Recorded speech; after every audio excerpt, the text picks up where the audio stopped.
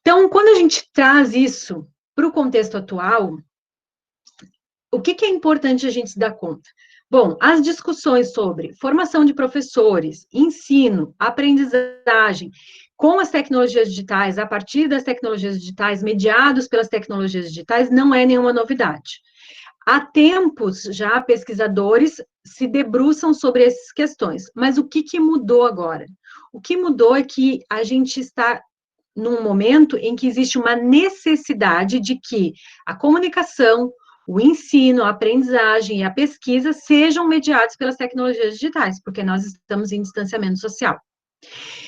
Antes, ensinar e aprender com as tecnologias e a partir das tecnologias era uma opção. Eu optava por ser aluno da modalidade à distância, ou por ser professor da modalidade à distância, ou por ser professor ou aluno da modalidade presencial.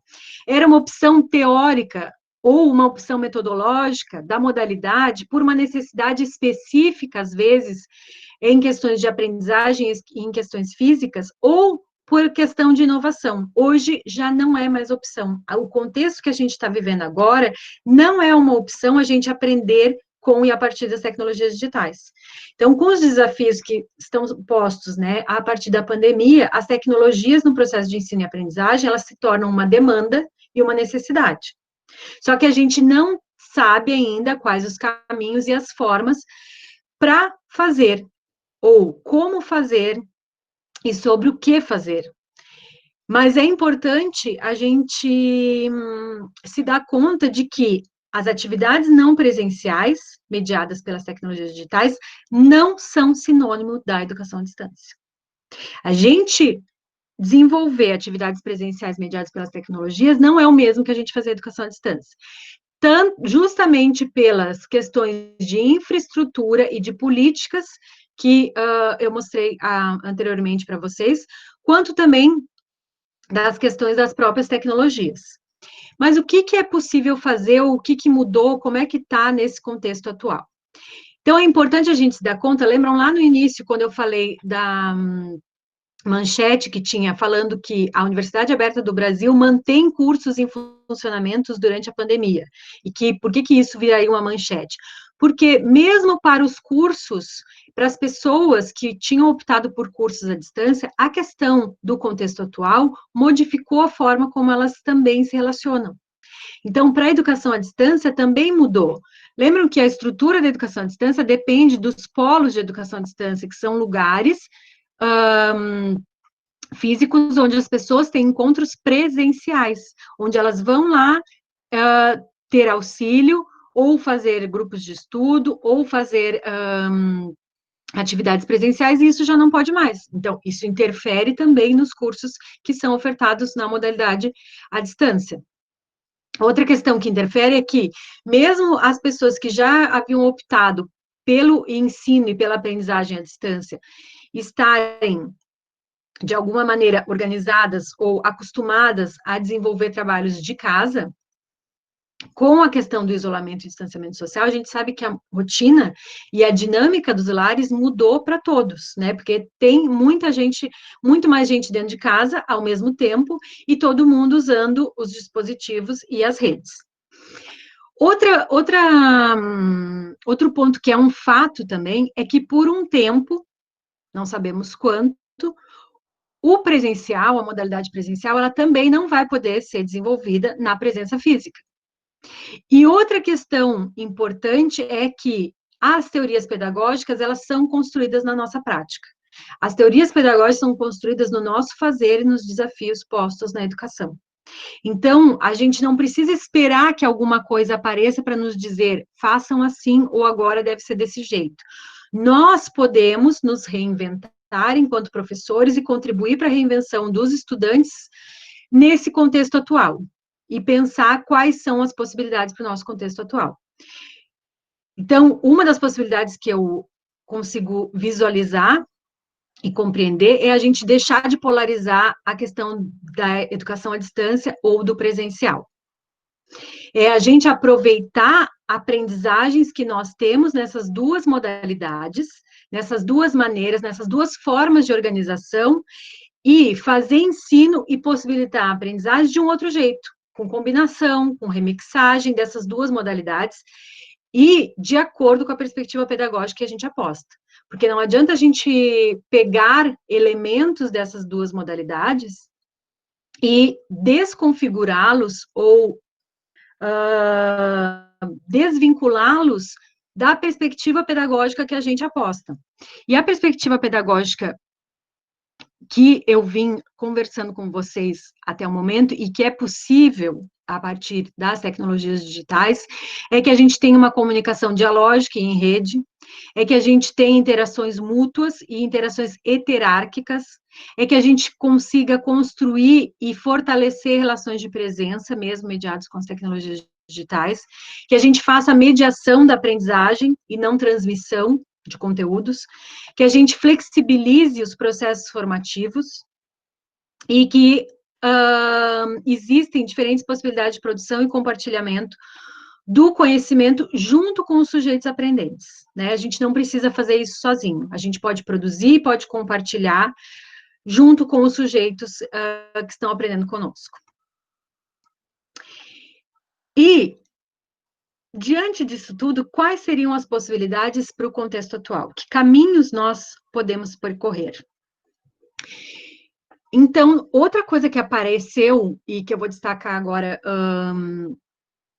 nessa linha, né, ou nessa conversa que eu fui construindo com vocês, a ideia, e que alguns autores falam também, é que as tecnologias, elas existem, elas estão aí, elas têm algumas possibilidades e algumas potencialidades, mas quem vai determinar a forma como nós utilizamos as tecnologias, a maneira como nós usamos, a forma como elas vão mediar a aprendizagem e a comunicação, somos nós. Então, o que vai guiar o uso que a gente faz das tecnologias são as nossas intenções, as nossas necessidades, as nossas demandas e os nossos desejos.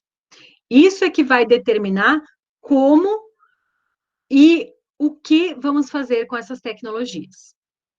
E aí eu trouxe para compartilhar com vocês algumas experiências que eu tive anteriormente à pandemia e que retratam de uma forma clara, talvez, como que a gente pode fazer essas adaptações, ou como é que essas demandas, essas necessidades, esses desejos determinam a forma como a gente vai utilizar as tecnologias digitais. Então, como a Maria Cristina falou no início, eu sou professora do curso de licenciatura em Educação do Campo, né? E nesse curso nós temos estudantes de diferentes municípios, né? Eu sou professora do campus Dom Pedrito, e nós temos estudantes de vários municípios do entorno, alguns mais perto, outros não. Como é uma licenciatura em Educação do Campo, muitos dos nossos estudantes residem no campo, no interior, na região de campanha mesmo. Então, e pela organização de calendário do nosso curso, os nossos alunos não passam todo o ano dentro da universidade. Eles têm períodos que eles estão na universidade e períodos que eles estão nas suas comunidades de origem, né? Seja num assentamento, seja numa comunidade rural, ou até na comunidade urbana, que nós temos alunos também que residem nas comunidades urbanas. Mas, enfim, para esses alunos que residem longe, né, e que o acesso e o deslocamento é difícil, porque eles demorariam mais de um dia para chegar até a universidade, qual era a minha necessidade e qual era o meu desejo? De possibilitar e incluir esses estudantes em ações de iniciação científica. Então, eu queria ofertar iniciação científica e projetos de pesquisa e a participação deles em projetos de pesquisa, mesmo eles não podendo estar todo o tempo na universidade. Como é que eu vou fazer isso? Vou usar as tecnologias digitais para que a gente consiga se comunicar e para que eles consigam participar. Então, aí na imagem 1 é um print de algumas trocas de e-mails que eu fiz com a Lise. A Lise é essa moça que aparece na tela aí no canto inferior direito. Ela foi minha primeira orientanda, né, de iniciação científica, ela mora numa comunidade rural de São Sebastião. E aí, então, existia uma demanda inicial e um desejo inicial, que era fazer com que esses estudantes que estão em comunidades rurais pudessem participar de atividades de pesquisa e de iniciação científica. E aí existe também a questão do que é possível. Então, mesmo morando numa comunidade rural e sendo difícil dela ir até a universidade, porque ela demoraria um dia só para chegar até o campus, aonde ela mora tem uma boa rede de internet. Então, a gente conseguia se comunicar muito tranquilamente por e-mail, porque ela também tinha uma facilidade de compreensão das atividades que eu ia propondo, né, e da gente discutir textos e produzir textos nas trocas do e-mail. E pela qualidade de conexão, a gente conseguiu também usar a MConf, que é a plataforma de conferência em vídeo, que é essa imagem que está aqui embaixo, né? Sou eu e o Daniel, lá no campus da universidade. O Daniel também foi me orientando. É me orientando, aliás, mas ele é de uma comunidade urbana, lá de João Pedrito, ele participava presencialmente comigo, e a Lisiane participava lá da casa dela, na comunidade lá em São Sebastião. Então, algumas reuniões a gente conseguia fazer assim. Éramos só nós três, nesse momento, no grupo de pesquisa, então, era possível, com o computador pessoal, fazer esse diálogo, porque se a gente tem muita gente, a gente já não consegue, né, fazer com que a gente precisaria, por exemplo, de microfones direcionais para poder quem está longe ouvir, todo mundo que está falando na sala. Mas, enfim, e aí a gente conseguiu fazer, a Lisiane foi me orientando aí durante 3 anos, desenvolvemos pesquisa junto, orientação de TCC, publicações, e conseguimos dar conta dessas peculiaridades, né, e das necessidades e dos nossos desejos. Já essa outra imagem ali com os balãozinhos do WhatsApp é uma outra orientanda minha, foi orientanda de TCC, a Graciele, que ela mora numa comunidade rural em Santana do Livramento. E já no caso dela, onde ela mora, a rede de internet é bastante ruim, né? Não tem uma conexão boa, por exemplo, a gente fazer chamada de vídeo em qualquer uma das plataformas, e a própria ligação telefônica também era complicada. Então, a gente acabou utilizando os áudios do WhatsApp como forma de comunicação e interação. A pesquisa dela foi uma pesquisa bibliográfica, ela leu muitos artigos e tinha que entender o que eles estavam falando e transcrever depois, né, dizer com as palavras dela o que cada um desses artigos trazia. E aí a gente usou, então, esses áudios, ela gravava áudios explicando aquilo que ela tinha entendido do que ela tinha lido, ou colocando dúvidas, e a gente conseguiu fazer uma comunicação muito tranquila e também um processo de produção aí, tanto do TCC quanto de publicação também. Já numa outra experiência, qual era a demanda? O grupo de pesquisa Coeducar, ele cresceu, né, ele estava aí na época devia ter pelo menos umas 15 pessoas, e algumas pessoas já estavam, também não conseguiam, por exemplo, a Lisiane, que ainda era do grupo de pesquisa, ela tinha sido contratada por uma escola, numa região também bastante do interior, onde não pegava internet, então ela só conseguia acessar a internet quando ela ia nos finais de semana para a casa dela. E a gente queria, então, o grupo estava maior, alguns recursos não funcionavam com muita gente. Algumas pessoas não conseguiam estar presentes, mesmo que fosse online, no dia do encontro do grupo. Então, a gente criou no Moodle um espaço do grupo de pesquisa, onde a gente fazia as discussões dos textos que a gente vinha estudando. Então, tinha um encontro presencial para quem podia, e fora o encontro presencial, todo mundo fazia alguns registros e discussões também ali no Moodle. Além disso, isso também foi uma demanda, porque a gente começou a se dar conta, assim, que muito do que a gente discutia, do que a gente aprendia, ficava solto na nossa oralidade, nas discussões do grupo de pesquisa. Então, as tecnologias, a plataforma Moodle e a possibilidade de escrita fazia com que a gente pudesse, então, registrar e depois até sistematizar e compartilhar as compreensões que a gente vinha tendo no grupo de pesquisa. E também tivemos experiência de usar as tecnologias digitais para análise na pesquisa científica. Né? Aqui eu trouxe dois exemplos. Então, um foi no próprio documento de texto, né? Então, também foi com a Lisiane fazendo análise textual discursiva. a gente não tinha mais, não tinha como fazer o diálogo, a gente precisava trabalhar nos textos, né, e ela não tinha como estar sempre na universidade, óbvio. Então, a gente fazia no documento de texto, usava ali os recursos do documento de texto para ir marcando com diferentes cores as diferentes categorias que a gente ia observando. E essa outra imagem aqui abaixo, com esses verdinhos aqui, esse aqui é uma imagem de uma ferramenta criada pela URGS, que é chamada de SOBEC, tá? O SOBEC é um minerador de texto. O que o minerador de texto faz? Ele extrai do texto as palavras que foram mais utilizadas com mais frequência e mostra quais são as palavras que foram utilizadas com mais frequência e como que elas estão relacionadas umas com as outras. Então, ele monta como se fosse uma fotografia do texto, que é isso que vocês estão vendo aqui, sobre os mapas conceituais. Então, a gente usou essa ferramenta que foi criada com a intenção de analisar e avaliar atividades de estudantes. A gente usou para uma proposição diferente, que era para fazer a análise dentro da pesquisa científica. Então, isso é importante, a gente pensar que algumas tecnologias, alguns dispositivos, alguns recursos, algumas ferramentas, a gente conhece e já usa com algumas finalidades, com alguns objetivos, mas que elas podem ser adaptadas e repensadas para serem utilizadas de uma outra maneira.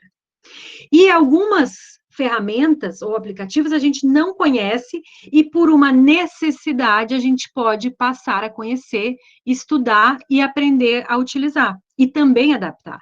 Né? O Sobec foi isso, eu queria uma ferramenta que eu pudesse fazer como se fosse uma foto de textos, né? Eu queria fotografia de textos, ou seja, uma imagem que fosse, de forma sucinta, dissesse aquilo que estava dito no texto que eu estava produzindo.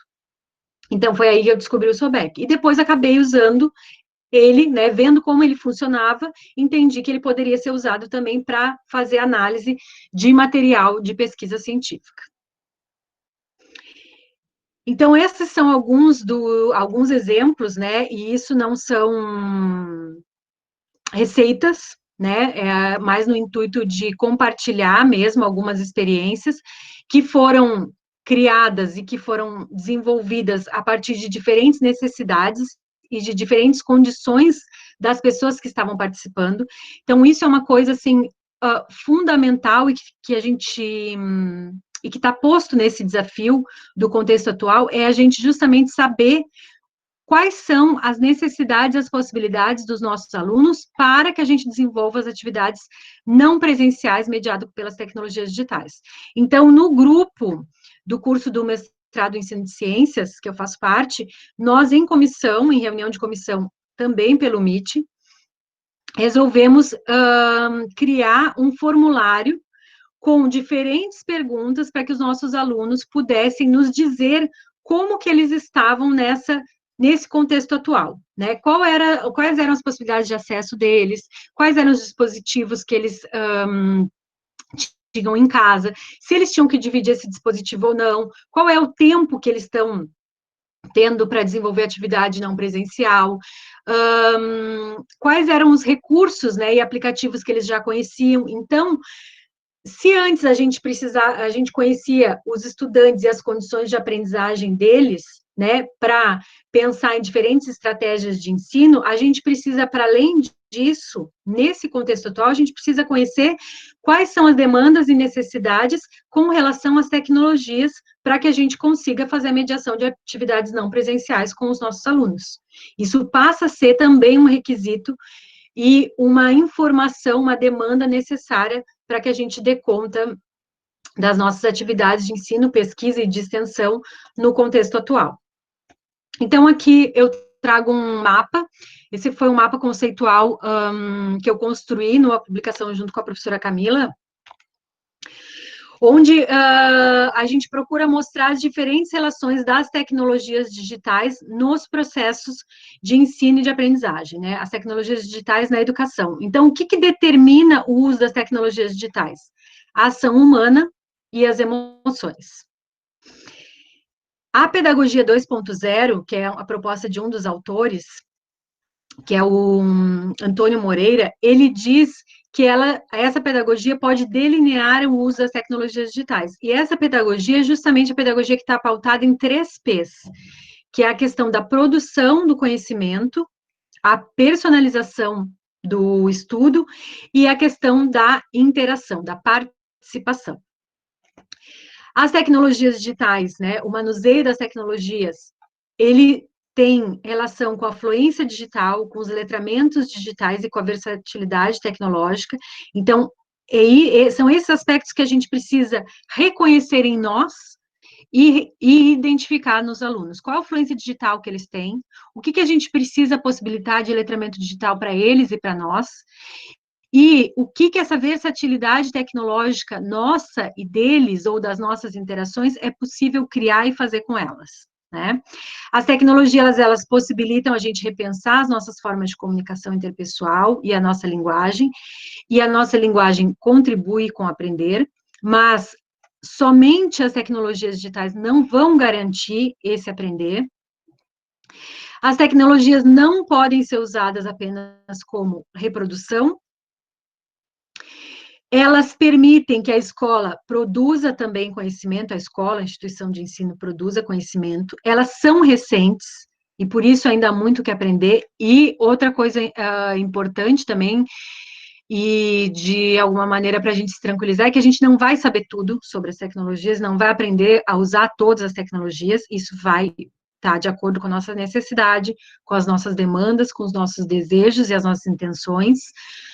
As tecnologias contemplam alguns recursos, né, que, se problematizados, vão possibilitar, sim, o aprender. Possibilitam também aprender com imagem, com simulações e com vídeos.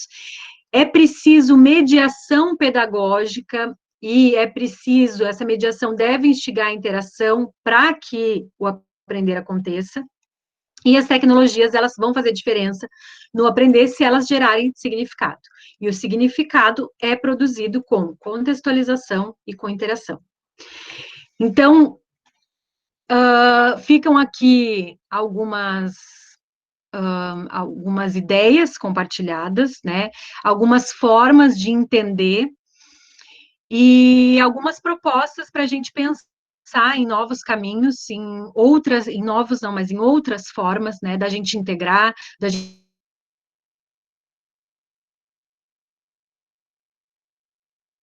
educacionais, as nossas estratégias de ensino, as nossas interações com os estudantes, para que a gente continue no nosso caminho, né, da educação superior e continue buscando e fazendo e integrando ensino, pesquisa e extensão.